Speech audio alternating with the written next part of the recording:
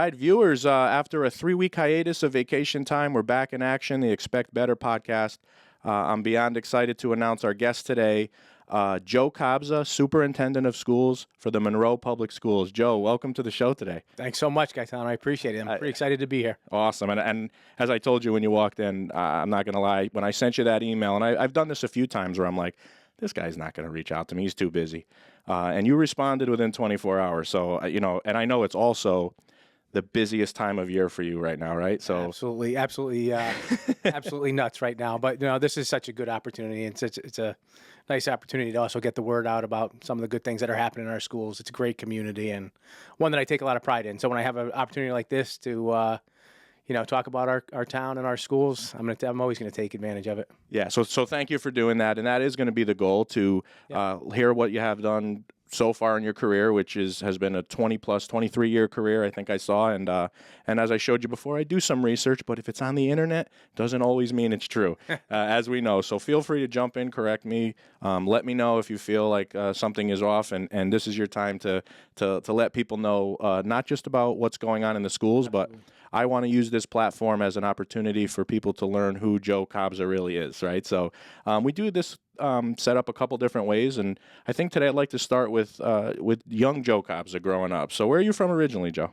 I'm from a really small town in southwestern Connecticut called Monroe. There it is. There it is. I knew that, but awesome. So you're born and raised. Born and raised, yeah. My parents grew up in Bridgeport, and like a lot of friends my age, a lot of their families moved, out of the cities and into the towns in the in the late '60s, early '70s. Yeah.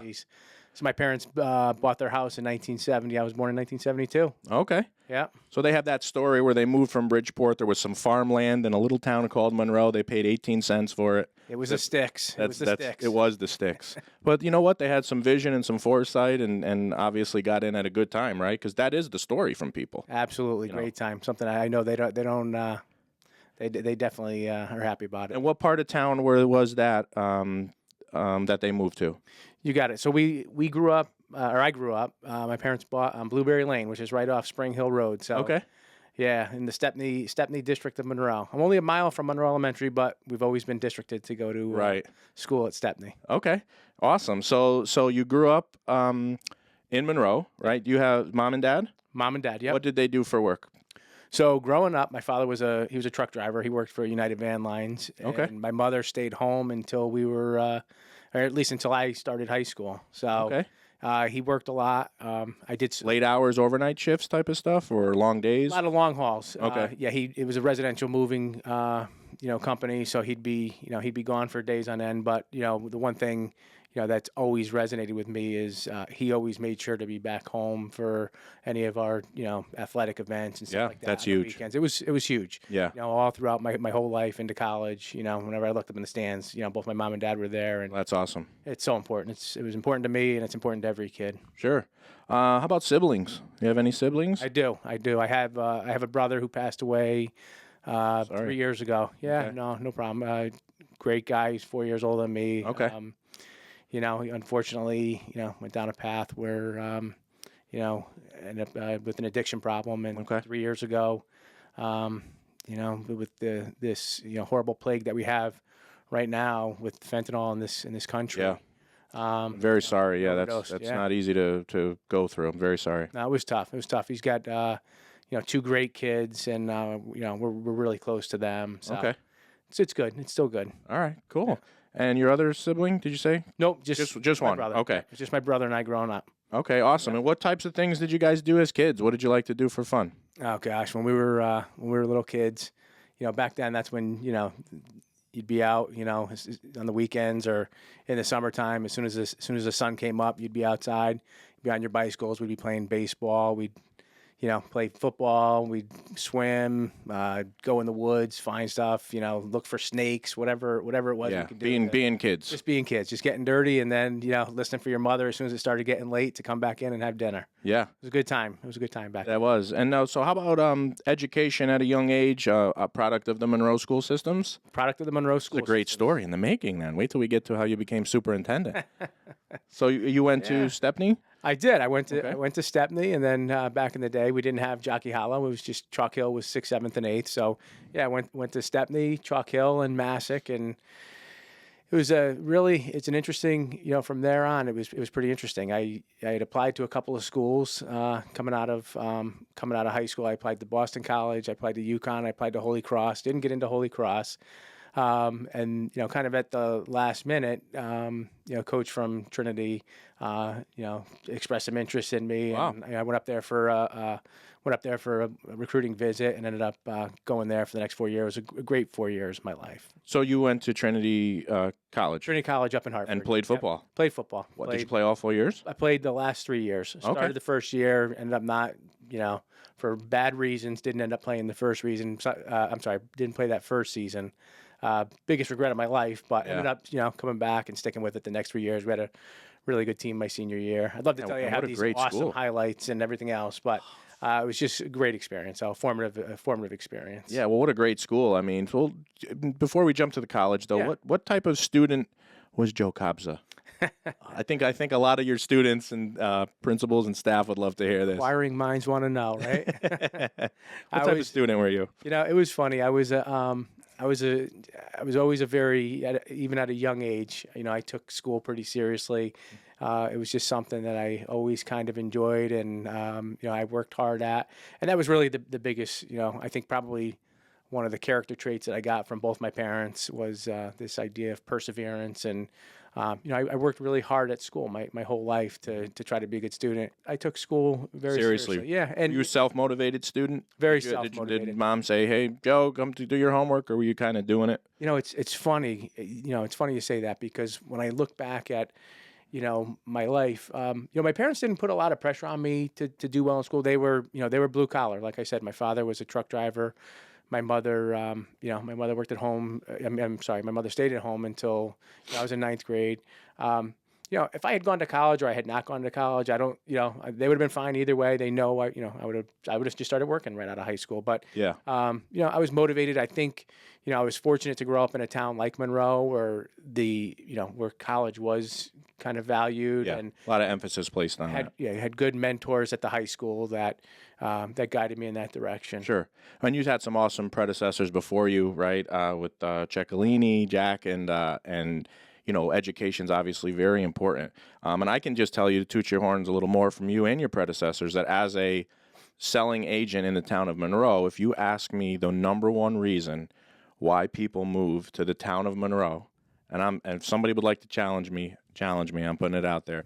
The number one reason people say I'm moving to the town of Monroe is for the school system. It's a great place. So if you didn't know that, I'd like to, place emphasis. That's why I'm saying it with this passion, because it's the truth. Yeah. If someone calls from New York, or, I was a big Zillow advertiser when I was selling, and somebody would call and just say, "Listen, we found you online. We're looking for good schools." And first thing out of my mouth, yeah, you got to come to Monroe. So kudos, for place. What you've built and what you've, experienced firsthand, and for you to put that now in front of other students and families first, it's just a tribute to your hard work and all the stuff that you've accomplished in your life. Yeah, no, there's been some good people, and my predecessors did a nice job. One of the probably the most influential people, as a predecessor for me, was John Batista, was principal at Masuk before I was principal. He was the assistant superintendent, and then he became the superintendendent. Just a super guy, and the one thing about John is, even to this day, I just saw him yesterday. He's up here from Florida. Always making sure that you have relationships with people and you maintain those relationships. So, that's awesome. You guys still talk. And Jack Cecchini were out for dinner last night. Oh, awesome. So, where'd you go? Somewhere local? We went and Sitting Duck in Oxford. Oh, awesome. Sitting Duck. I heard that opened up. Very is that good. Pretty new? I think the it's Oxford pretty new. location? That new plaza is really cool. It's a really nice little area there. Yeah, awesome. Well, again, like I said, your reputation is impeccable. Your education through Trinity College, which I couldn't find that anywhere. I was trying to figure out. I think I had to connect with you on LinkedIn to get your college and your experience, but I didn't know that that's where you went to college. That's an incredible. You had to have good grades to get into. And as you can tell, I'm not too active on LinkedIn. So I haven't done too much. Well, I'm the same. Like even this podcast and social media, building my business, like you building your career. We didn't have this. Yeah. I mean, now we're going to talk about some sitting issues in the schools right now, but social media. I mean, this cell phone. it's a blessing or is it a curse? I mean, I'm going to ask you that question later, but Yeah. this is all things that if the kids are not now, I have kids in your schools, and there's some pressure on there with you got to have a phone and you got to have TikTok and you got to have this and that, and I think it's tough to raise your kids in the society that we live in. So difficult right now. Yeah. What do you think is the biggest challenge on being a superintendent of schools in a town like Monroe, Connecticut? The biggest, I don't know if it's problem or however you want to say it, but probably the biggest challenge right now is just, trying to meet kids where they are coming out of 2.5 years of really disrupted, learning. True. We saw, especially last year, kids, very dysregulated and rightfully so. I mean, they were out for, 3 months in the end of 2020. We started, the 2021 school year in hybrid, some kids at home, some kids in school, some kids, didn't come to school for the entire year. And, we got back, it was really looking forward to build on some positive momentum that we had at the end of last school year and kind of pick that up where we are now. But, for some kids, you think about it, our seniors haven't had a regular year of school since, 8th grade. Good point. And you became superintendent in November, I think, of 2020. Is that? No. You were acting superintendent. I became the acting superintendent in January of 2020. Okay. So that was March, 3 months before March 13th. Wow. 2020, which was, yeah, we were going to take a week or two off to flatten the curve, if you remember. Yeah. Oh, yeah. I remember. And, it was just, all downhill from there. Yeah. So let's talk about COVID-19, and I don't care if you think it originated in a lab in China. That's not what I'm talking about. But how hard was it to lead a school district when COVID-19, when it became apparent that COVID-19 was here and not going anywhere? It was the most challenging thing I've ever dealt with in my life, Mm-hmm. without a doubt, up to this point. And I pray that it is the most challenging thing I ever have to deal with in my life. It was, people were all over the place, and rightfully so. I respect everybody's decisions on which side of the aisle they were going to be on, and people were very evenly split, and a lot of times split 3 different ways. So I think what made it most difficult is no matter what decision I made, it seemed like, that was a good decision for, a third of the people. Right. And 2/3 were unhappy. And if we switched courses a little bit, that might appeal to a different third and made the other 2/3 unhappy. Yeah. So it was so hard to try to appeal to anyone. And quite frankly, what we did is, we followed the guidance that was given to us by the State Department of Education and the State Department of Public Health and whatnot. But it was, that was the challenge, is just never, it wasn't like you can make a decision and just have everybody on board, because everybody had a different. It's almost just politics in general, which I don't care anything about. No. But, no matter what you do, you're gonna half of the people are not gonna be probably on board. So you have to make those tough decisions. Exactly. Yep. It's crazy to think that now we feel some kind of normalcy. People are kind of getting back to normal, but now you have the winter coming around the corner, and I know. As a school, you have to be prepared. So, what type of steps is the Monroe Public Schools taking to prepare for what could be maybe another outbreak season or another season of, hey, we got to go hybrid? What sort of things have you put in place with the school district to be ready for whatever comes at us? Yeah, and I pray that we never go back to a situation where we have to be back out of school. One of the key goals that we have is to get our kids in and keep them in as much as we can right now. So we have to start thinking about this a little bit differently. Again, I know you're not being political. I'm not political about it. We got to start talking about, the transition from a pandemic to an endemic, and how do we, get kids in, keep them in. There'll be some smaller changes as we start this year. As we ended last year, there was a lot of practices that we started to get away with because, more kids were vaccinated, more adults were vaccinated. There are treatments out there right now for people who get sick.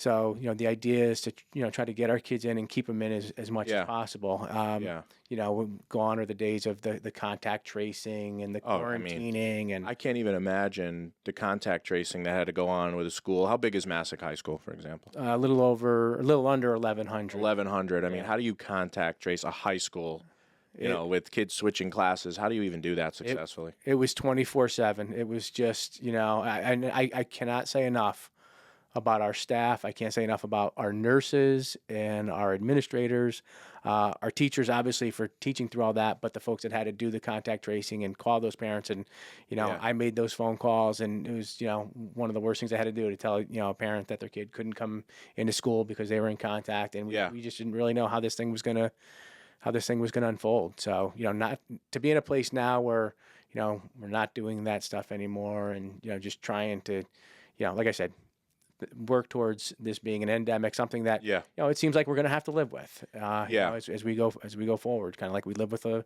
lot of things. Like, I mean, I'm hopeful that it can become like a flu. Where we can Exactly. get back to normal. I mean, nobody wants the flu or to have that kind of sickness, but you know what? It's here. Yeah. Thankfully, some time has gone by where doctors have come up with ways to, control tough situations, and we got to get back to normal. From an education standpoint, what was either the benefit or the harm of complete remote learning, in your opinion? Well, I'll start. I think Sure, there's both. Yeah, right? no, yeah, for sure. And, I think this is something that we'll be unpacking for a while. Yeah. Well, people are going to make a lot of money writing books about this stuff someday. When I look at it, the biggest, piece about not being in school, our schools are such an important part of our lives. And, in a town like Monroe, there are social centers, there are community centers too. And, I think the biggest harm was just, that separation, that isolation from each other, and the isolation that we all felt. And, for a lot of kids, school is the safest place they're going to be in, for that X amount of hours. And it might be for some kids, it's where they get, their warm meals. And, and we're a very fortunate town, but there are some kids that, some families that struggle, and, they rely on those services from the school. Yeah. So, those were the hardest beat. That was definitely, the hardest,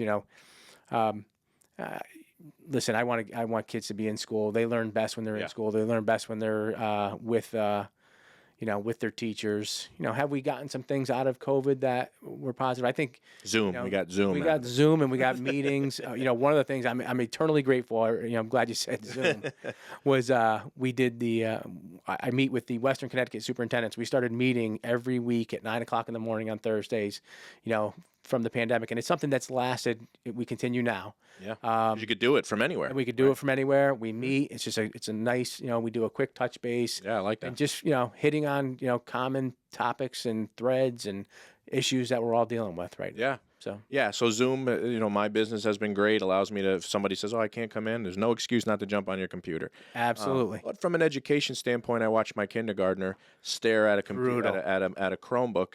And, there was some kids talking or, maybe not paying attention. The teacher's doing the best they can, teaching kindergartners how to focus, right? I mean, it's just not natural, right? No, and not at all. people need people. People need people. There's a special place in heaven for those kindergarten teachers. Exactly. Because some of the stuff that was going on on the screens when they were on, and parents too. I mean, the pressure that this put on parents, because it's one thing to tell your 16-year-old kid to jump on, get on your calculus class. Yeah. But your 5-year-old who you've got to be doing it with them. Curriculum gaps, and then now you have the socialization piece. Yep. Like kids don't know how to act. Absolutely. Right? So was Masuk a cohort? Were you in cohorts during that time? Where kids were going to school like Monday, Wednesday, and like to try to lessen the amount of people in the building? Yeah, we were doing cohorts in the beginning of the 2021 year. Yeah. Through most of the year. I tell you, COVID at times to me, I'm blur. like, It's a blur. I think I'm. Yeah. I mean, no disrespect to any woman when they say it's like you forget about childbirth, but there's some things I'm just trying to forget about COVID. Totally. But I know we started the year, and I know almost most, if not the whole year, the high school. We brought the elementary kids back a little sooner. Okay. Wednesdays were off for everybody. Yeah. Was that like a cleaning thing? We were doing deep cleaning. We had hired extra cleaners to sanitize the building and whatnot. But Masuk was doing, we had a cohort that would come in on Mondays and Tuesdays, and a cohort that would come in on Thursdays and Fridays. Gotcha. And then everyone would be home Wednesday. So Gotcha. Yeah, and again, you did an amazing job with the situation that you were in. And I also want to just give you kudos for the communication, because I think you've done I think the whole district with teacher communication, and from the superintendent down to, the classroom teacher, principals, the communication's excellent. I mean, again, I talk about the reason why people move to Monroe, why they want to buy a house. Yeah. Why you want to buy a big house in Monroe and have the lake and have the playground and have the park.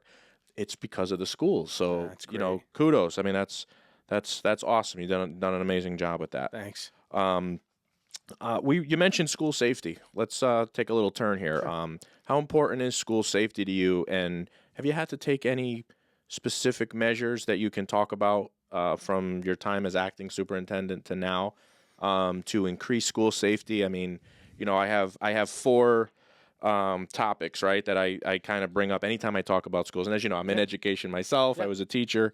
I'm still very active at Notre Dame High School in Fairfield.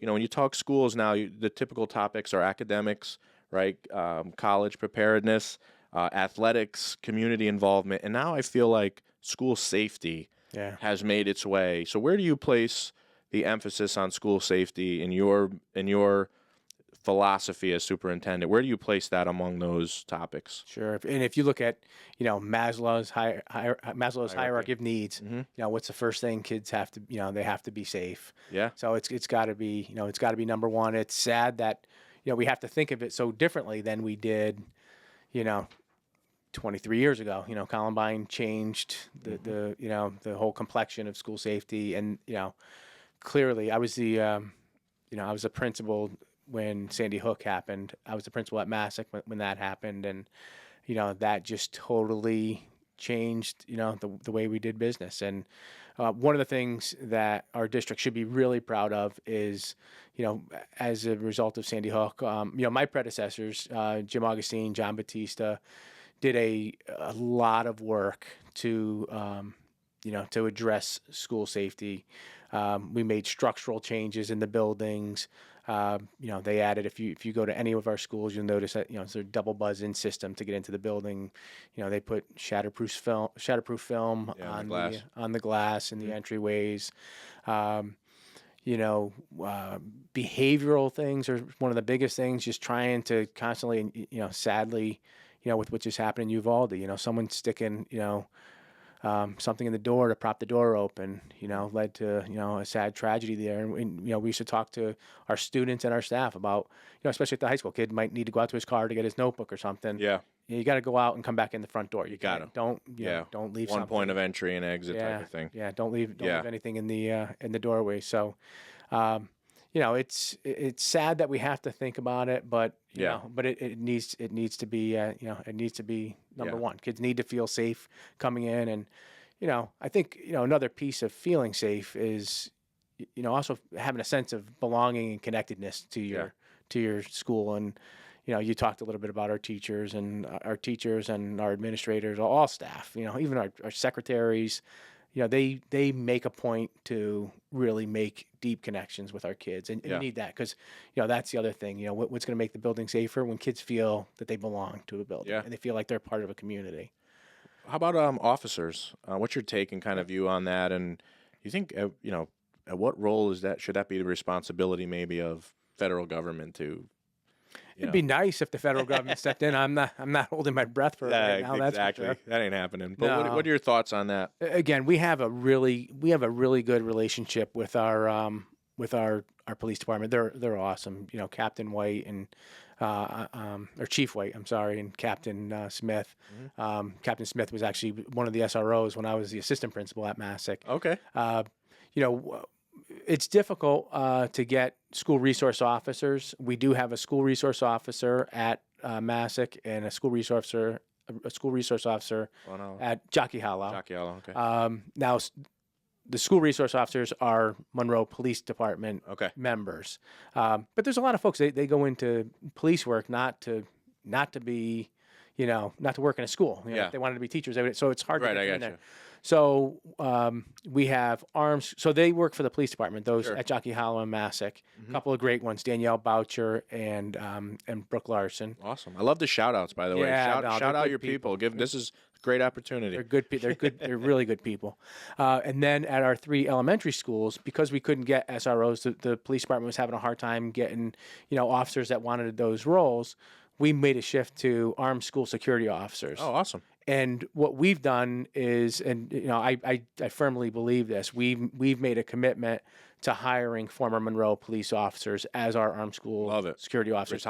Retired Officers that are familiar with our kids, our town, our community. Probably treat that job, like it's the light of their life. Why they wake up, protect all those kids. Absolutely. Yeah. Absolutely. That's awesome. They're great. So is there one of those in all the three elementary schools? We have one in each of the elementary schools. Mike Flick was the former captain before he retired. Okay. John Urowski was the former SRO at Monroe Elementary, where he's now the armed school security officer.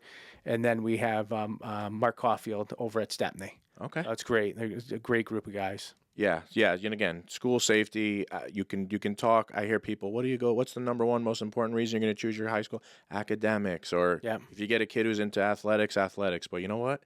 If your school's not safe, then what is it? It's nothing. Yeah. I talked about behavior. I had talked about behavior before, and and you just said number one. The number one most important thing that we do, and this was also part of the structural changes, is keep our doors locked. Whether they're open or closed, we keep them locked so they're in a locked position so you can close them. Mm-hmm. But like I said, my predecessors, I give the credit to them, Jim Augustine and John Batista. One of the things that we did in this district is, they put hardware on every door in our district, so every staff member's key in the district will lock a classroom door from the inside of the room. That's awesome. And when you look at, sadly, I've had to look at some of this research in the past and whatnot. But when you look at the research of school school shootings and whatnot, the most effective thing that stops a school shooter is a locked door. Really? They don't penetrate a locked door. And okay. Sadly, if you think about, what their goal is going in, they get to a locked door, they're going to keep going until they find another area of least resistance. Wow. So our staff have been, fanatic about, and I'm sure you're up with lockdown drills and absolutely. Is there a mandated amount you need to do for the state or for the town or?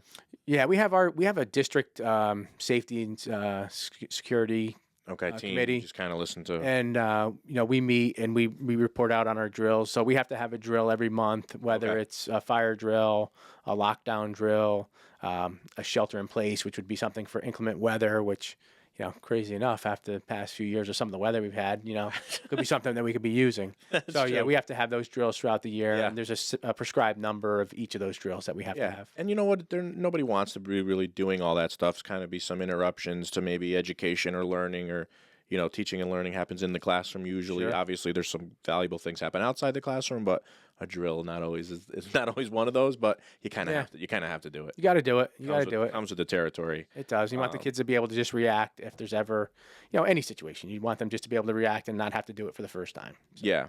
So I was looking up kind of what is the definition of a superintendent, and it came up with something that shared three specific roles. So one was the role of the superintendent is to supervise principals and staff.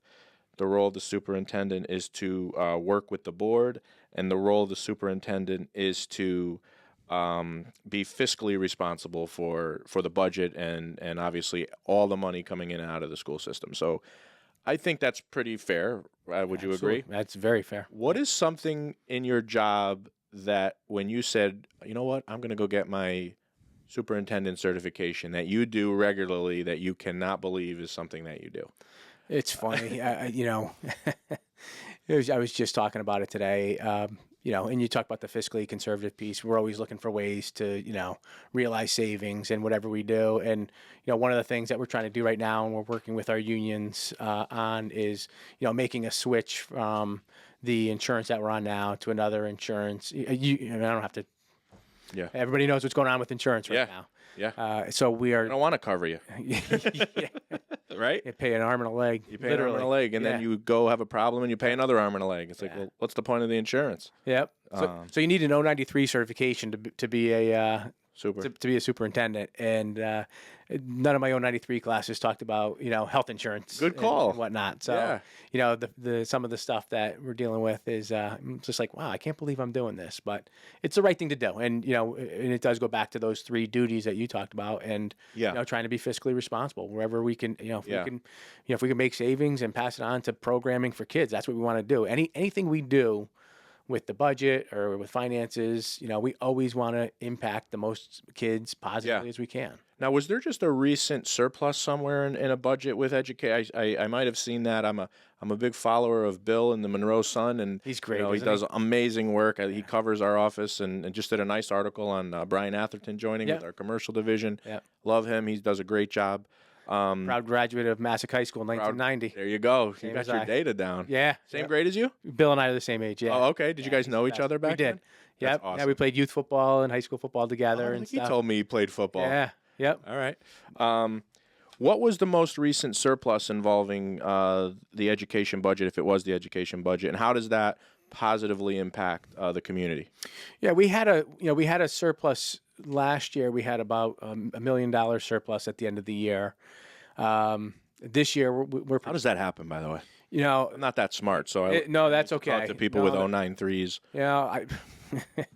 It's that really happen? It happens. It happens because you're in a pandemic and knowing the unanticipated everything and not knowing what's going to happen. Is it from cutting things that? Not so much for cutting things. A lot of it was, especially during the pandemic, the surplus was a product of the fact that we had a lot of students, especially, we had some students, receiving special education services that may have been medically fragile that did not go to placements because, they and that's expensive, right? Those numbers add up quickly. So, trying to budget during a pandemic has been, how do you do it? It's been incredibly difficult. So they never taught you that in school. That was another. I must have been out that day. So you were out sick for health insurance and pandemic planning. Yeah. I mean, we mentioned Dr. Cipriano from Notre Dame's, who I know pretty well, and will be a guest shortly, I hope. I remember, and I have a great relationship with him, and I'll just say, hey, how's it going? He's like, man, there's a lot of stuff going on. I mean, do you ever go into work some days and go, I don't know, what am I going to do? How am I going to do this? I mean, there's no manual. There's nobody to ask. You cannot call Jack Ciccolini and say, how do you handle a global pandemic, right? No, the best phrase that someone used that was so true when this all happened was, it was like drinking out of the fire hose. and that's what it was. You're the second person to give me that analogy this week. It was. It's a great way to describe it. It really was. There was so much information coming so fast from so many different directions, and I was scared to death not to read everything. So I was up until all hours of the night, every email, everything from every government official, any piece of information that was coming. And it was just... So you're studying CDC. You're obviously an intelligent guy. You're studying CDC, what state? DPA, state DPA. It's the State Department of Ed, Office of Early Childhood. I mean, just, who's given, all kinds of different... And all to know that 50 or 70% of the people are going to say, I don't know if that was the best decision. 100%. How do you sleep at night? Yeah. Comes with the territory, right? Well, I'm not going to lie. There wasn't a lot of sleeping going on in right. 2020, 2021. Yeah. Yeah. Well, it takes a very strong leader to lead through a global pandemic, right? Yeah. And then how many students are you responsible for, the whole district? The high school's 1,100. We have I just looked at I was getting ready for this, so I said, let me just make sure I know what the number is. We are at 3,377, so we're up. Wow. We're up quite a bit. To the point that you made before, one of the things that we've seen is we've had a lot of folks move into town over, since the pandemic, really. The crazy New Yorkers? I don't call them crazy. They're they're Monrovians now. There are Monroids. But you know what it is? That New York, you're right, in that New York bubble that came in with real estate. I mean, such a connection between real estate and education, which is why I love having people like you on the show.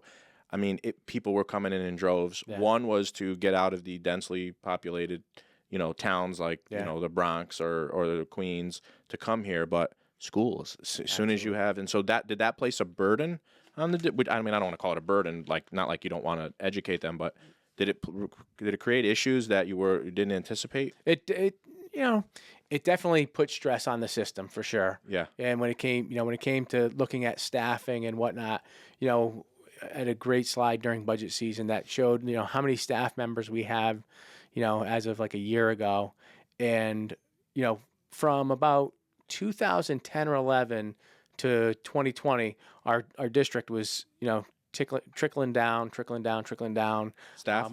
Students. Enrollment. Students. Oh, okay. And our staff was, again, all the credit to my predecessors that were very responsible with cutting staff. With as student enrollment was going down, and as folks retired, we might not have backfilled positions, which was the right thing to do. Yeah. And but then we had like this big jump up, and from 2020 to this year. Yeah. And now we had like this this big gap between how many staff members we used to have 8 or 9 years ago, Right. when our population was about the same as what it is now. And credit to the town and all of the boards, Board of Finance, Town Council, our first selectman Ken Kellogg, the Board of Education, for reinvesting back in our schools. And we just we've added a number of positions this year to get us to be able to address a lot of the needs of the kids. Yes. With the increasing enrollment. Yeah, so you brought up the Board of Education. It's one of my fancy questions here. I'm skipping ahead a little, but you brought it up. So how important is the Board of Education? What is the role? Two of my agents here, Jeff Fulcino and Shannon Riley, sit on the board. Yeah. I love kind of talking to them and kind of seeing, and I was watching all the Zoom meetings, and which have been very interesting to me of late. What is the role of the board, in your vision, and how has that been going for the town? I think it's great. Our Board of Education is fantastic. When you look at them, I think one of the things that I've always been, admired.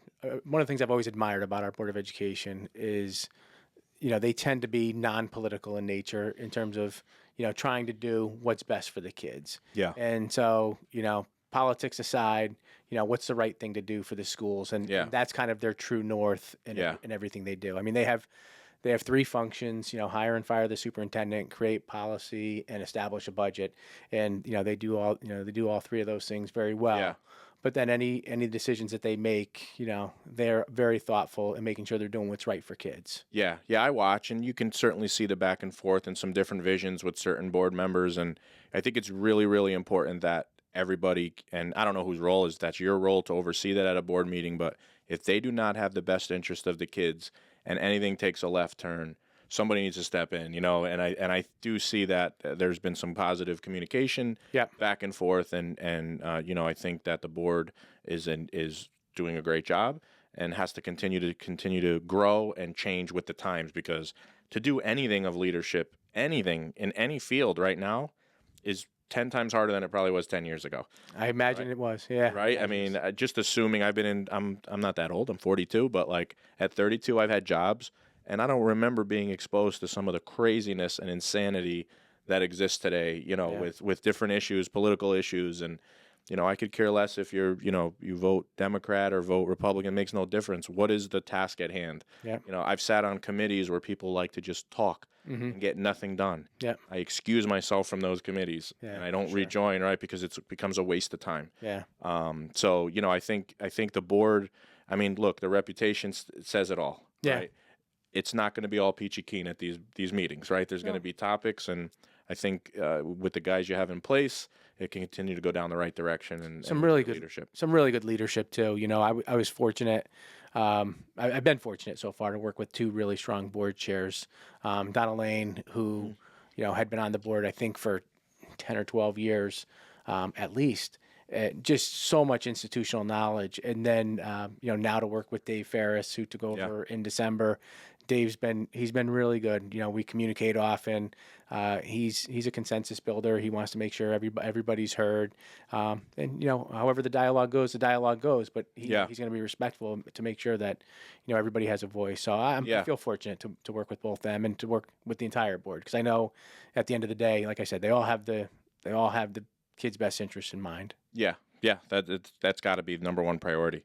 What do you think separates the Monroe Public Schools from some of our other local towns? And obviously they're all good and have their strengths and weaknesses, but there is something special about the Monroe Public Schools for the real estate to kind of continue to blossom, and for people to move here as their only. I mean, in many cases for me, Monroe's their only option.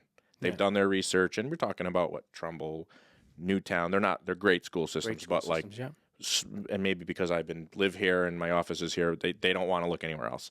But what do you think separates our schools that you've seen in your tenure from some of our local competitors? And I'm biased too, Of but course. here's the thing. We get staff that come to Monroe that never leave. When teachers come to Monroe, Yeah. they stay for their whole long time, haul. and they're in for the long haul. It's a great place. There's a collegial piece of it that, once you kind of come here and you experience the culture, which I think is fantastic. Yeah. They want to stay and they don't leave. And when you get into a community that constantly has turnover, it's difficult. It's difficult to have that, without that stability. Yeah. Our folks come here and they stay. It's our staff. It really Yeah. is. And tribute to the leadership, because having similar leadership with like minds is good too, right? So you've been in the role. What other roles did you have before becoming superintendent? So you mentioned you were a school teacher. Sure. Yeah. Right? You taught my wife, Kim, right? I did. She a Back good in, student? You remember? I'm sure she was. She has good taste, There right? you go. I think so. Yeah. What kind of roles were you when you were a school teacher? What else did you do in the school system before the leap to superintendent? You got it. Yeah. No, it was funny. When I first started teaching, I taught in Waterford for 2 years. Okay. And a position opened up at Masuk. My wife makes fun of me to this day. I live in town, so she calls me a homeboy. I never left town.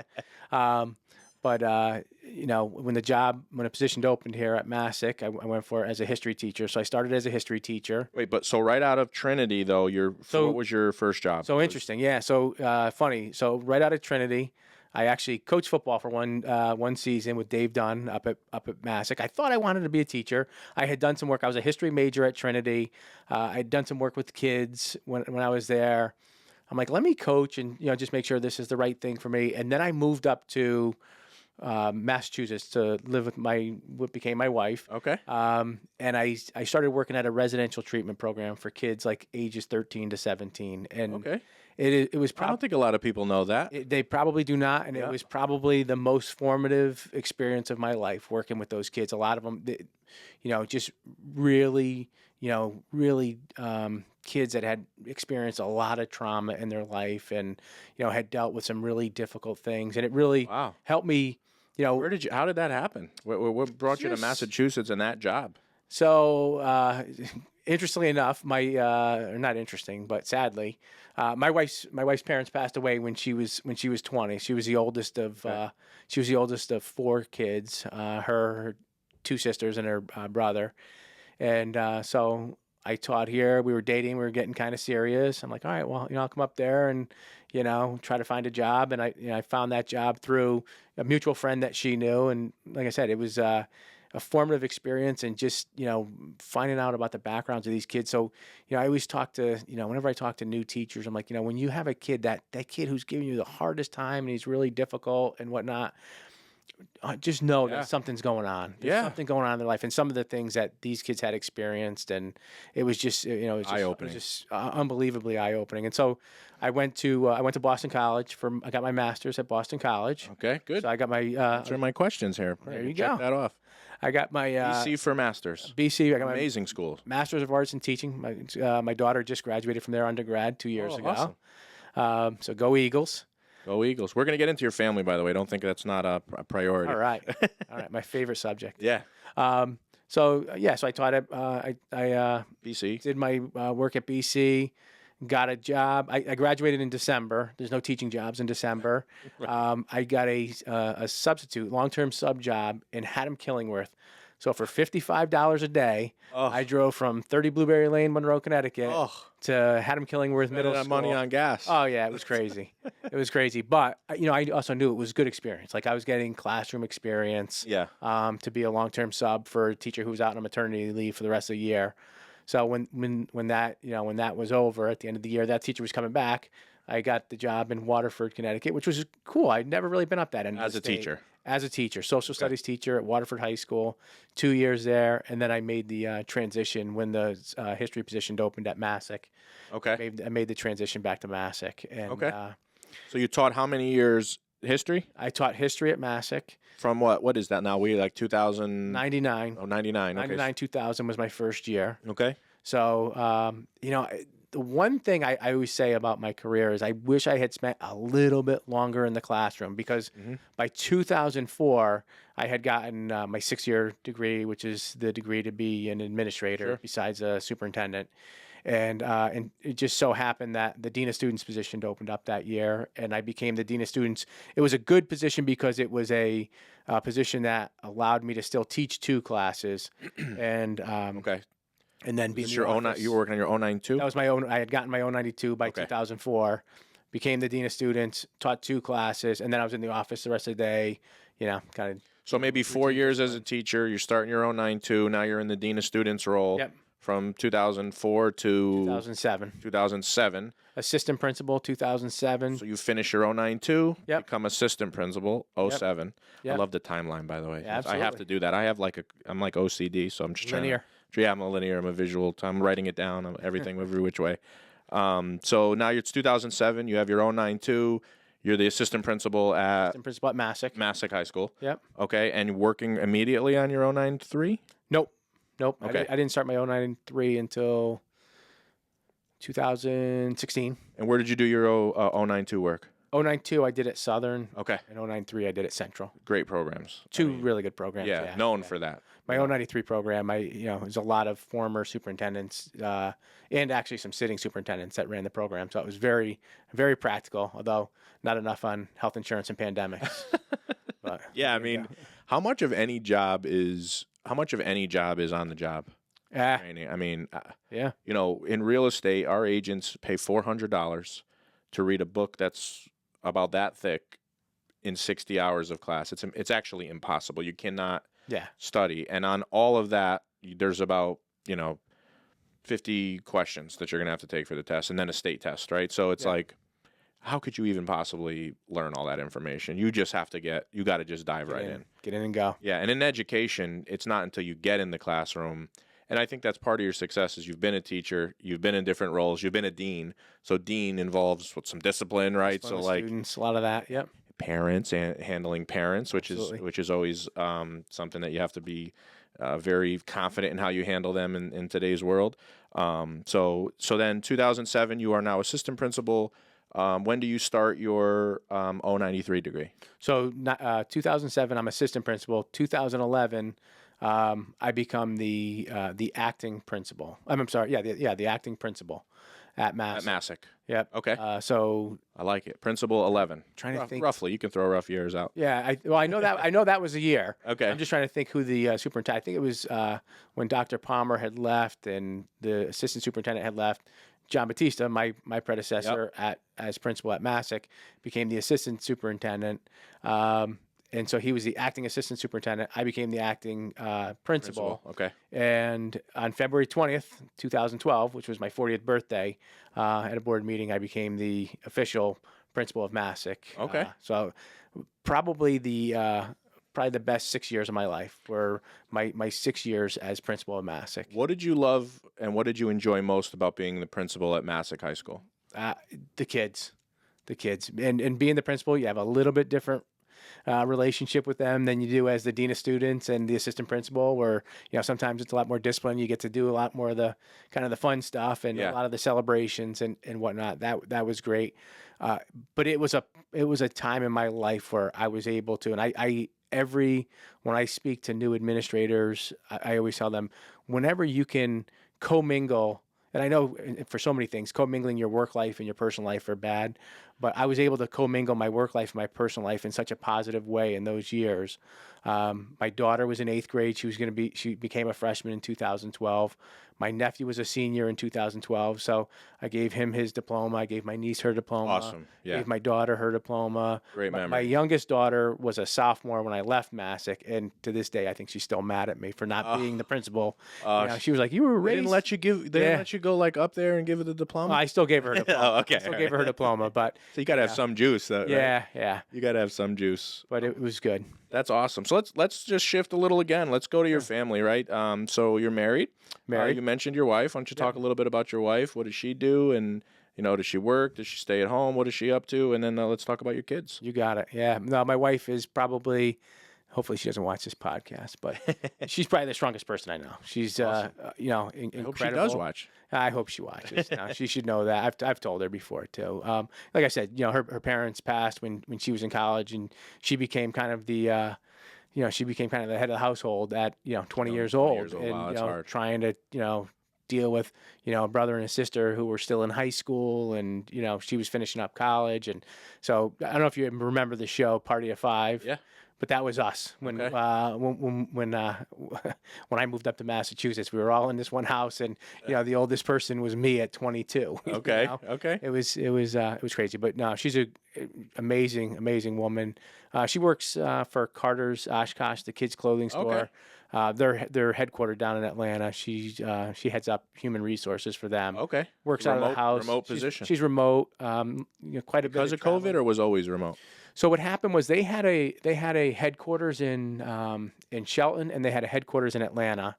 And at some point in the past, like 8 years or so, they closed both buildings and then just made the headquarters in Atlanta in a bigger building. And Told everybody to go remote. And then, actually, roles. just her. Yeah, Oh, I mean, okay. I shouldn't say just her. Certain roles. Certain roles, yeah, certain yeah. roles. A lot of people, either took a package or moved down there, And companies realize they don't need all the real estate. They don't need to Exactly. pay rent when people can do an effective job remote, right?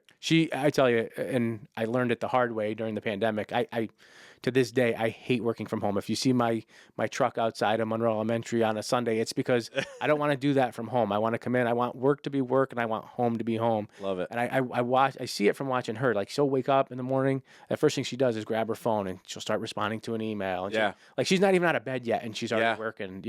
She's used to that, right? She Like is. doing it from home, and and there's advantages, right? I mean, to doing Definitely. that, get your job done. Sometimes you take a little 2-hour hiatus. Nobody knows. I tell her, I'm like, you got to schedule some time so you can go out for a walk or something like that. Totally. Problem is, she's a little too much like me and just keeps working. I'm like, Workaholics. Yeah, gotta take a little time. Yeah, and so what about your kids? Let's hear about each of your kids, what they're up to, their ages, and You got it. Yeah, two awesome kids.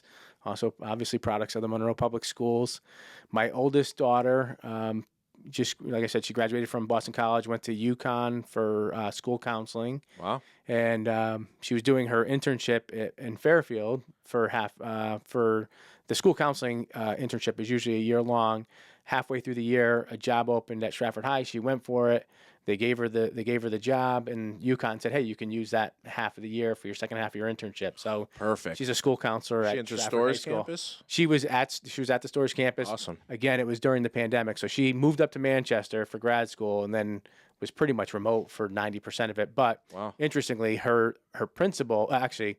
She during the day she would substitute teach at Windsor High School, and the Windsor principal is now the Stratford superintendent. Okay. So it's just small world how that works out. Yeah, and UConn, just kudos to her. I mean, I saw a stat somewhere that 90% of the incoming class at UConn was in the top 10% of their high school. It is. It is not the UConn of our days. No, You know, right? when we were younger, I mean, it is incredibly competitive to get into UConn nowadays. Yeah. So kudos to her. So she's doing great. She's doing awesome. Yeah, she's a school counselor in Stratford. Okay. And, living Which her school living her best is life. she in a high school? or- Stratford High. Stratford High. Okay. Yep, That's Stratford the High. new school. The new school. Yeah. Beautiful. Beautiful. Yeah, she Yeah. gave me a little tour one day. It was just really nice. Really good stuff. Okay. Then my youngest daughter, I just dropped off. We took a ride last week down Interstate 81, which I had never been on before. I was telling you earlier.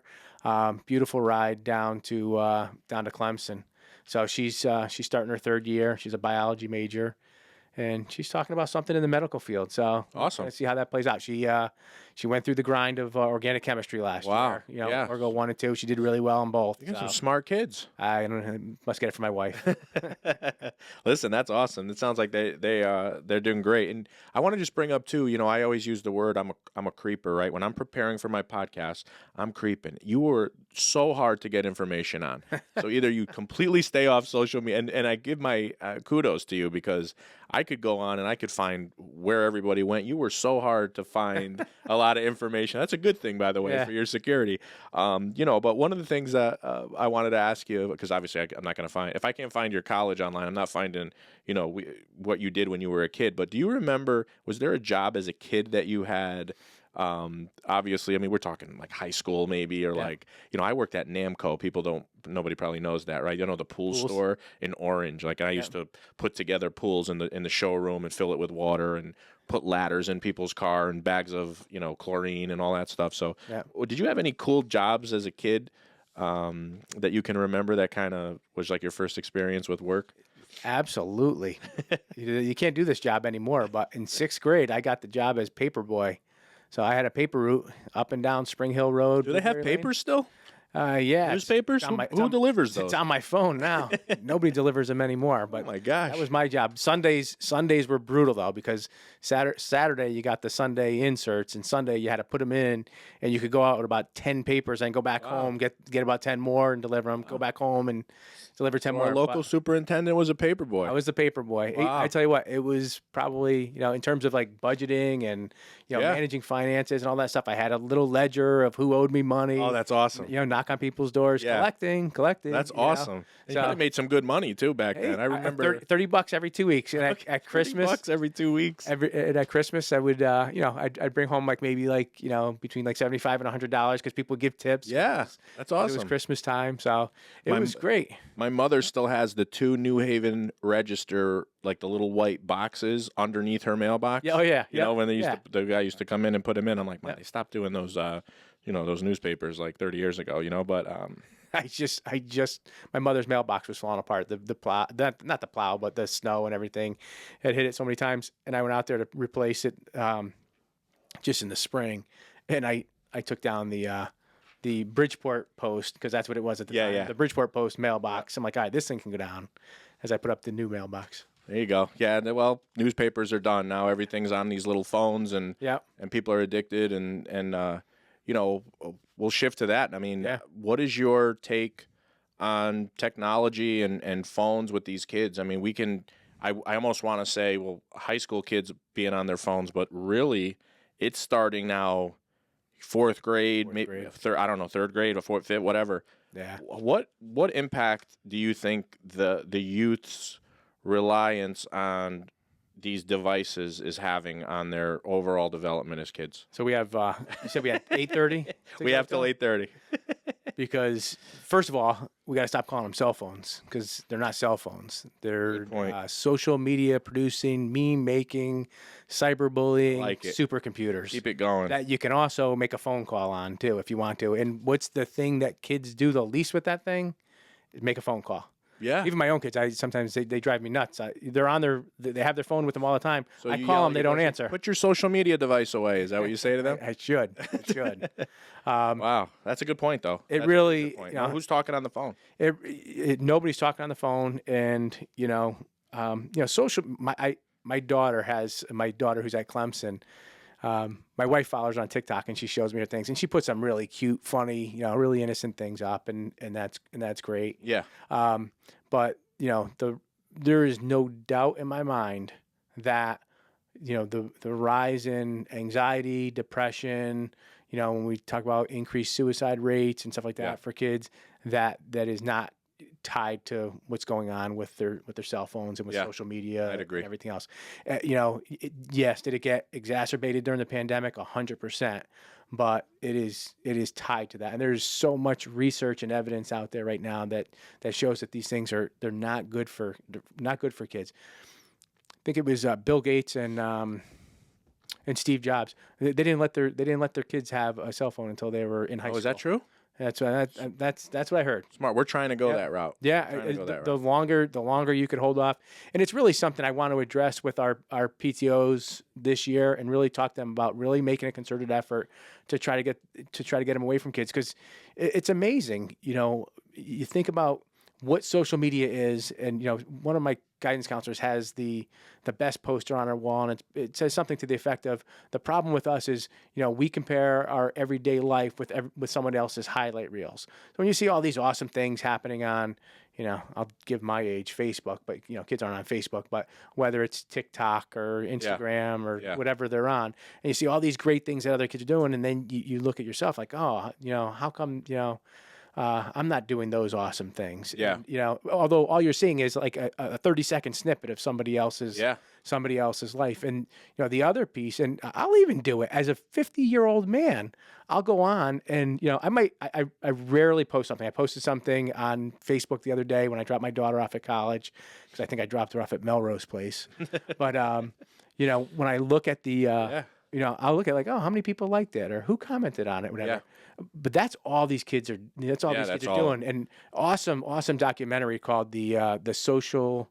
The Social Dilemma. Yeah, I saw it, where they're talking about how they're listening to you, and then the phone is listening to you. Absolutely, and just how it's an algorithm, and the whole point of the algorithm is to get you back on. To get you back on, and so. Well, if you're looking up cookbooks or on Google, and then next thing you know, your Facebook page, every other ad is buy this cookbook, buy that. Yeah. It's like, this is actually kind of scary now. It's very scary. Yeah, that piece is very scary. Very scary. I think we got to come together. I think we got to come together as as a community with parents and really address this, because we're seeing kids at young ages do some pretty inappropriate things, and they don't know exactly what they're doing. They don't understand that what they're putting out there for everybody, and anybody can see it, and they don't realize that. And it's so different from when we were younger, and it's I think it creates such a conflict for us as adults, because we're like,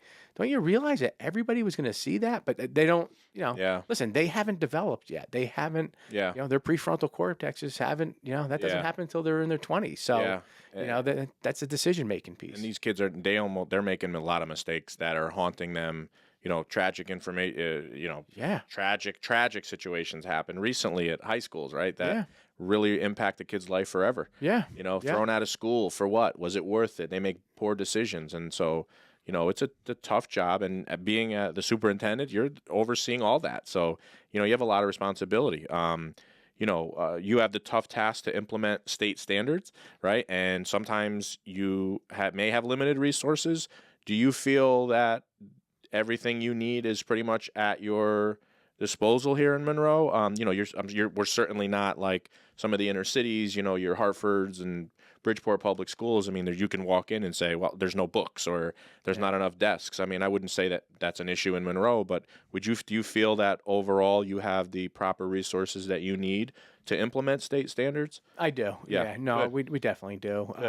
And I think, I always tell people, especially new teachers or families when they're coming to Monroe, I say it's a great community, because we especially the strength of our community is our people, and whether it's our teachers, our parents, our staff, whoever, that's where that's where it's all going to come from. And we're unlike some areas that might not have enough parental involvement. We get enough parental involvement, and then as opposed to some communities where the parents are just way too involved. Yeah, we don't have that. I think we have that good balance of a community of folks that trust us. And in terms of resources, I think we have. I think we utilize our most important resource, which is our human resources. Yeah, our people. And, for sure. That's where the rubber hits the road. Is there a plan? So what exactly happens with? You mentioned the surplus before. Like, what happens with $1 million? Like, is that something that goes right back into a budget, or? No, what they do is whoever the superintendent is at the time, they give it to. There you go. Give it to him or her. So. Listen, you're smart. You write the rules there, huh? You learned. You were awake for that lesson in 09-3. Yeah, I wish that was a lesson. But what happens? I mean, again, the thought of $1 million. We know it's COVID related, right? For whatever reason. Sure. But what do you do with it when you get $1 million? Is that a Board of Ed decision? Is that a Joe Kobza decision? Is that a? It all goes back to our town charter. So what happens at the end of the year if we have money left over in our Board of Education? But the Board of Education is just one line in the town budget. We're just a department in the in the entire town. So at the end of the year, if we have a surplus, that money goes back to the general fund. It goes back to the town.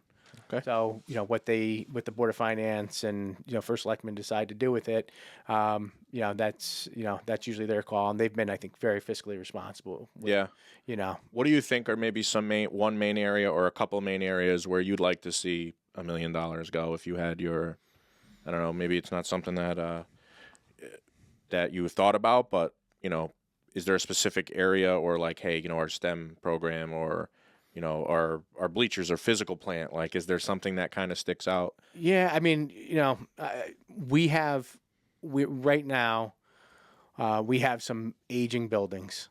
Jockey Hollow was built in 1998 or so, opened in like 98, I believe. Masuk was built in 58, but it's had renovations, and the most recent one was in 2003. But our 3 elementary schools right now, from a physical standpoint, from a physical plan. structure plan standpoint, our 3 elementary schools are pretty tired places right now. We did a lot of work this summer to do things. Some stuff, you don't even see. Monroe Elementary, for example, built in 1935, burnt down in 1980. I think it was 1983. Okay. I remember I was going into 5th grade. I went up and watched it burn. My mother woke me up and said, "Hey, come on down." I didn't know that. Yeah. Yep. 83? In 1983, it burnt. So I was going into. I was 3 years old. That's why I don't know that. I was going into 5th grade, and the kids that were at Monroe Elementary had to go to Sunnyside School in Shelton for the year while they got the building back up to code and whatnot. But that building, for example, has steam heat, so it has pipes, going all the way through. And unfortunately, we've had it happen in the past few years. One of those pipes bursts and the steam comes out.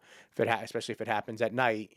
A teacher comes in the next day and all their ceiling tiles are destroyed, and we're relocating them somewhere else in the building. So, and that's a big HVAC work is hundreds of thousands of dollars. That kind of job at Monroe Elementary is you almost have to do kind of a renovation if you're going to be doing it, because it's going to be so invasive. Yeah, right. So invasive to do. Our guys do a great job. They try to do as much preventative maintenance as possible. Sure.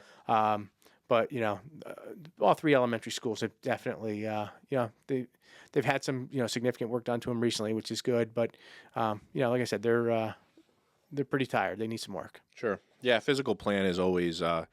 If you go into some of these more affluent towns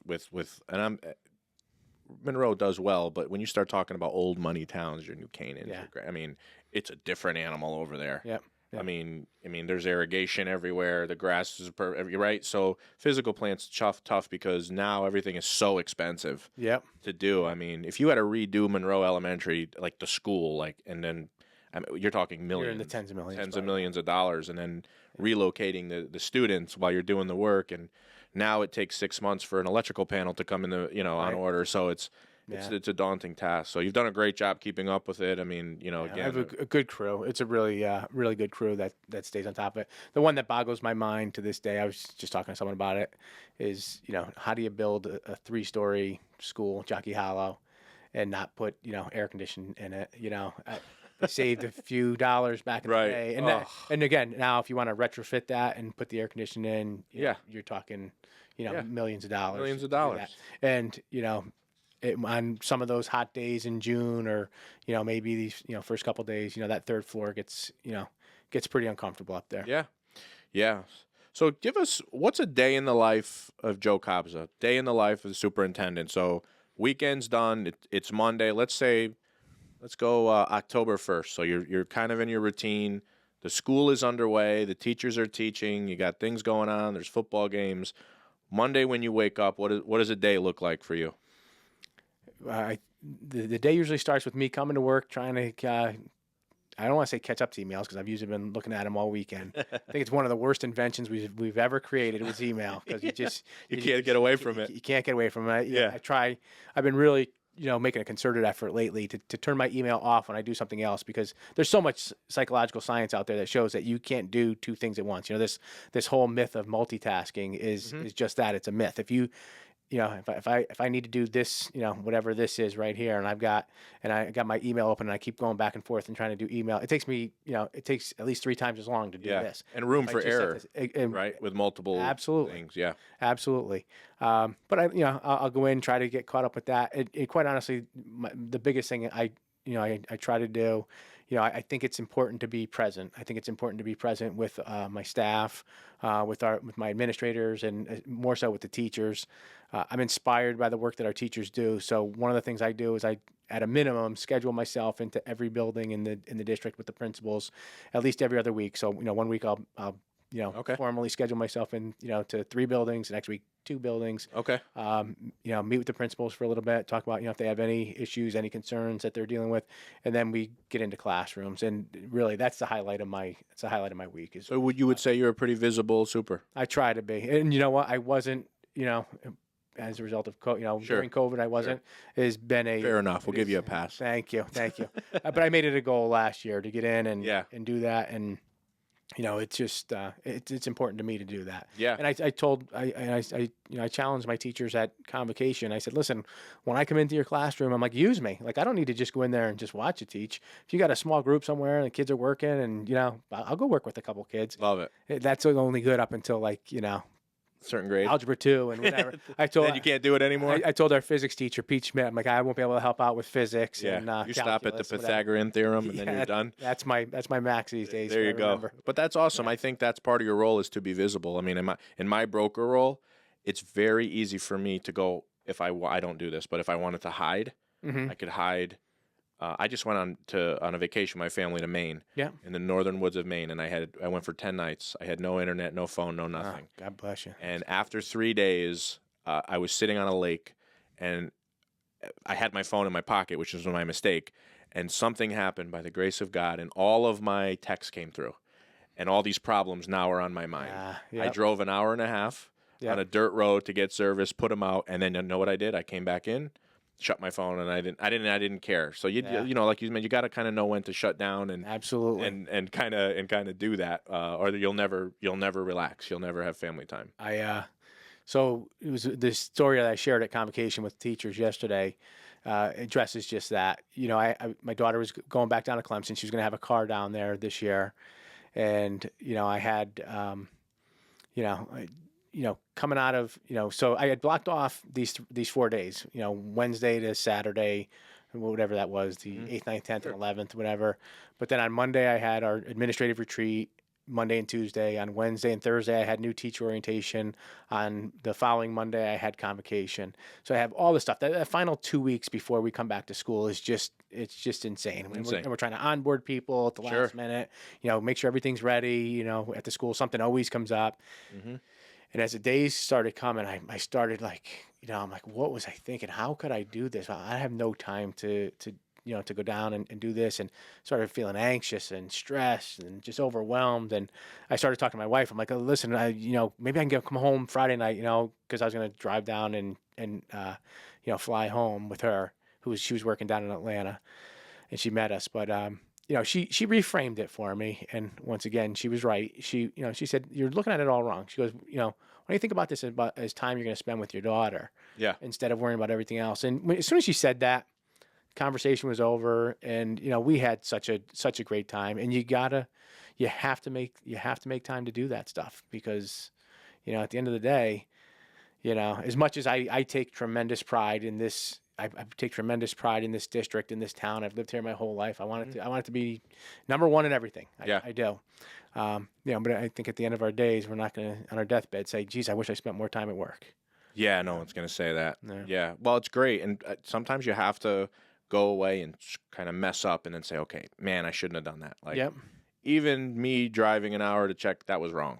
And I know that, right? But at least I'm slowly working towards, okay, I came back, I shut it off. And then I was good for the other 7 nights, and I couldn't do that 3 years ago when I was selling, because I was a madman. Yeah. I'm sure when you first became superintendent, you were probably, I can only imagine, you were probably what was that like your first few years as a superintendent, knowing that your 093 is only going to teach you so much, right? Absolutely. What was those first few years like for you as a superintendent of an amazing school district? Yeah, don't forget, though, my first few years as superintendent was the 2 months in. I was in a pandemic, right? So it was gut wrenching. It was gut wrenching, and every day just questioning every decision you made. Every decision you made was.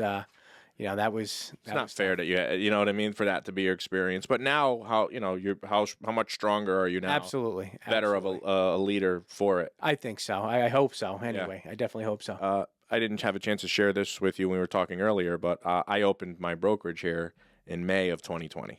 Oh, wow. And this was March, as you mentioned, was the, shut your doors, don't leave, put a mask over your face, and, don't touch anybody type of thing for the rest of your life. I opened my brokerage then, and I had no idea.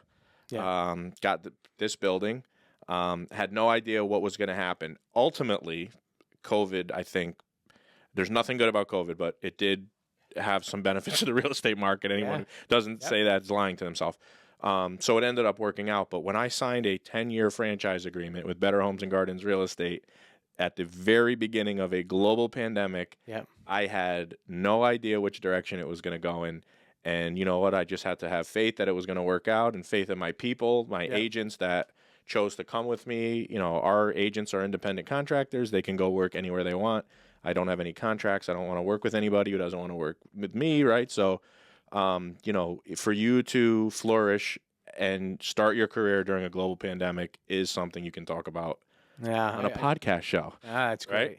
Right? Well, you nailed it though when you said about, you know, the people that surrounded you too. I just an unbelievable support staff. Everybody was falling over themselves to figure out how to help out. Yeah. You know? And, you know, starting with the administrative team, they were fantastic. The teachers, I mean, some of the, like I said, the secretaries, the nurses, our paraprofessionals, you know, people were doing so much stuff to try to, you know, make it as palatable as possible, you know, at the time. And then, you know, the work that we did to get the schools ready to get open that next year was just Herculean. And, you know, it was a 100% team effort. And, you know, nobody, you know, what it was, it's amazing how much you can get done when nobody cares who gets the credit. And that's what was going on then. Who would you say has been a great role model for you in your life and in your career? Yeah, you know, I've said it. I've mentioned his name a couple times, I think, already. You know, John Batista was the principal that hired me as a dean of students and moved me to assistant principal. And when I became principal, he was the assistant superintendent. And you know, he was always a phone call away. I would call him almost, you know, hourly at times, you know, for questions that I had as a principal. And then as he moved up to assistant superintendent and then superintendent, and then ultimately where I am now, I don't hesitate to call him, and he always has great advice. Yeah, and he's been, you know, and it's priceless. It's huge, and like I said, you know, what was always important to John was relationships. Relationships were always really important to him. He makes a concerted effort to stay in contact with so many people. There are so many people in the Monroe Public Schools now that owe their career to him, and you know, see him as a, you know, kind of the North Star of the district of what you want to be. So awesome. He's a great human being. Great. If you can go on a dream vacation tomorrow, pack up your family and go, where are you guys going? Well, that's a good question. That's a really good question. If I could pack up and go anywhere. But there's so many things I want to see, and we've been fortunate. We've been to a few places already. It's funny. I was just talking to one of our teachers that just spent like a month in Vietnam, and I don't know if my family would agree with me, but I would love to go visit, you know, Southeast Asia. Wow. You know, that area of the world. That would definitely be that's definitely on my bucket list. In your bucket list? Yeah. Okay. There's a few national parks that I'd like to hit. We did Yellowstone, Grand Tetons, and, a few years ago, and the family loved that. That's awesome. I've never been to. I know you were talking about the northern woods up in Canada. I haven't been to Acadia yet. Oh, okay. I hear that's beautiful. I don't know if you've been up there yet. But. We've just the northern woods of Maine. But I meant northern woods of Maine. Yeah, short, literally short drive. Oh, okay. An hour as the crow flies, probably to Canada. So it's okay. You know, it can be both. Yep. But yeah, it's a different type, and my son, daughters, they were paddling up to moose. Awesome. Where you're going to see a moose around here, everything is so populated, and the moose are as far away from people. They don't want to be around that. So they had multiple encounters with large moose. That's awesome. In Maine a couple weeks ago when we went. So it was an awesome experience. That's great. Yeah. What would you consider a failure, or we can use the term learning experience in your career that you've been able to hopefully turn around and learn from? Anything that like jumps out at you, doesn't have to be earth shattering, big, but any huge maybe mistake you made that you were like, you know what, if I could go back, I would have done this different. Is there anything that jumps out at you that was a good learning experience? Yeah, it's funny.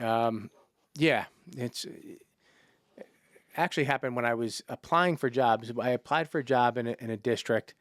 And I ended up getting the job. It was when I was applying to be a teacher. I think it was my first go around when I got the job up in Waterford.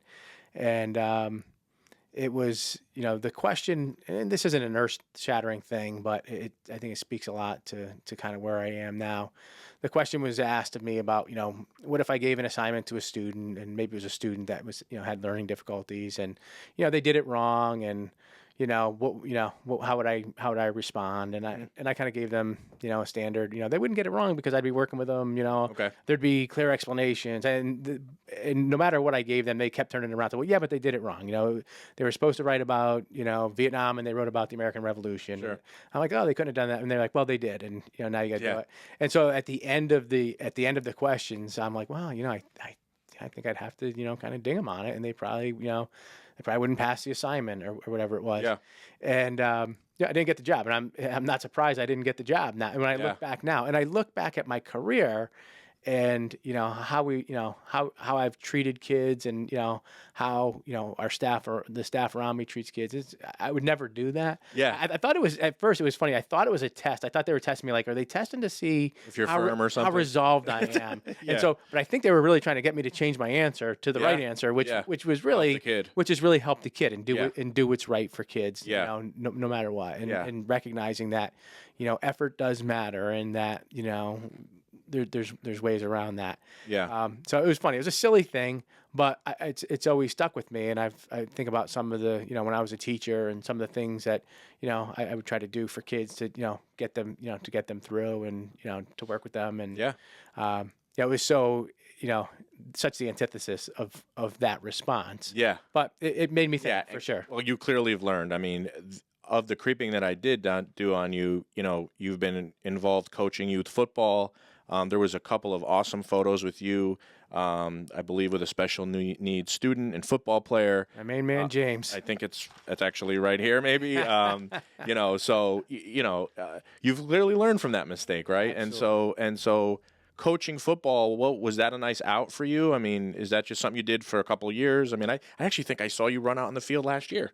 Yeah. Is that you? Yeah, that would have been me. That could have been me. Okay. Yeah. No, I coached for a long time. Like I said, I coached in 1994, right after I graduated college. Mm-hmm.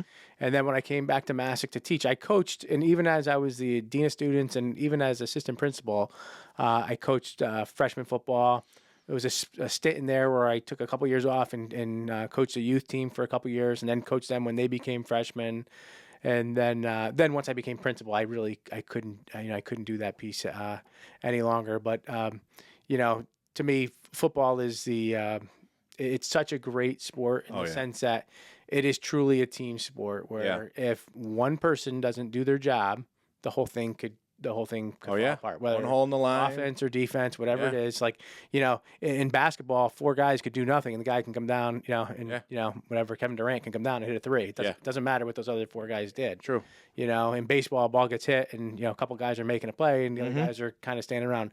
In football, everybody's got to do their job, and it was definitely an out for me. I saw it as an opportunity to to reach kids on a different level. Yeah. And, to also, impress upon them, all those life skills that they're going to learn, especially collaboration and teamwork and perseverance, and also then try to take those skills that they learn there and apply them in the classroom. Yeah. Where they're, take what you're learning out here. Look how hard you're working out here in the dead of August, at Wolf Park, if you're a seventh grader, sweating your head off. And then, take that same effort into the classroom and be respectful in the classroom. And you guys have one job, and your job is to love each other, and my job is to love all of you. And now take that when you go into, when you go back to school too. Yeah. There's so many correlations between athletes, successful people in life, business, teachers. Athletics sometimes can motivate a kid to get up every day, no matter what they're battling, get through school, do what they love, and having people like you to stay on top of them, coach them, constructively. I think some coaches who get out of control, their kids are not learning anything. But I'm so proud of being part of the Monroe Lions organization. Is unbelievable. My son is on the 4th grade team. The coaching staff's incredible. Actually, having the head coach Matt Palmieri and assistant coach Justin Orlando hopefully on the show soon. Board member. Board member. That's right. That's right. So excited to do that and just talk about it because, and my son has played and my daughters have played soccer and they've done baseball, and there is nothing like football. It's special. It's really special. Yeah, there's nothing like it. I got to give a shout out to my nephew. My nephew's coaching the 8th grade team right now. So awesome. So yeah, when you said last year, You could have him on too. you should have him on. He's a good guy. Were you helping him coach? So what happened was this group of kids that are sophomores now. I was the assistant superintendent. I coached them when they were in 7th grade and 8th grade. Okay. And I asked him. I said, "Hey, listen, I'm going to take this team. Do you want to help me?" And he did it in a heartbeat.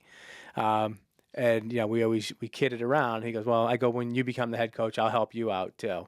So last year he had an 8th grade team. He had Jeff Fulcino's son was on the team. Okay, Connor. Great group of super nice group of kids, and they really came together. Good little team. They have some bright days ahead of them at Masuk. Sure. But so he coached them last year, and true to my word, I said, "Listen, I told you I'd help you." So I helped him last year. Because I saw you running out there. I'm like, I think that's Joe. Yeah, It's awesome. That's awesome that you do that. And he stuck with it. He's doing. He's got the 8th grade team again this Awesome. year. So Awesome. He really enjoys it. He's Awesome. doing a lot of good things. We'll have him on one day too. That'll be awesome. So toot your horn before we head out. What are some of the biggest accomplishments you can brag about, tout about a little bit during your tenure as superintendent of the Monroe schools? Well, here's the biggest one we have going on right now. When I was the assistant superintendent in 2019, right before the pandemic started, we were working on a really big initiative, and we're really kind of getting back to it now because it kind of took a hiatus. Something called the Vision of the Graduate, and it's really, the knowledge, skills, and dispositions we want all of our kids to have when they graduate high school. And we identified five key competencies: critical thinking and problem solving, curiosity, communication, social emotional readiness, and empathy and compassion. Awesome. And that's really, it's going to be the North Star of our district. And, we kind of identified those competencies, and now we're really starting to address what that looks like. What does it look like for, it's called the Vision of the Graduate. It's not just what we want our graduates to be able to do when they graduate. What does it look like when they're in kindergarten? What does it look like when they're in 3rd grade? What does it look like when they're in 7th grade? What does it look like when they're in 10th grade? And then obviously when they graduate. Awesome. So we have some good things, some really good work. The administrators have been doing a lot of work. A lot of our summer planning was around the Vision of the Graduate, and kind of hitting those competencies and awesome. Putting our kids in a position to succeed in the future. I think one of the things I'm proudest of is I just look at where Masuk graduates end up and some of the things that they do. It just blows my mind. There's been so many success stories, and they get that foundation here. Yeah, that's great, and you have a big hand in all that's happening. I want to thank you for coming on. I know how busy you are. Again, couldn't have given you worse timing to do this show, but I appreciate it. That's great. I really appreciate you coming on, taking the time, and I hope people got to hear a little bit about you, your story, and your passion for the Monroe Public Schools. So thank you much, Joe, for coming on the show. The Expect Better podcast. Tune in next time for our next guest. Like, subscribe today. Joe Kobza, our guest today. Thanks for tuning in. Thanks so much. All right.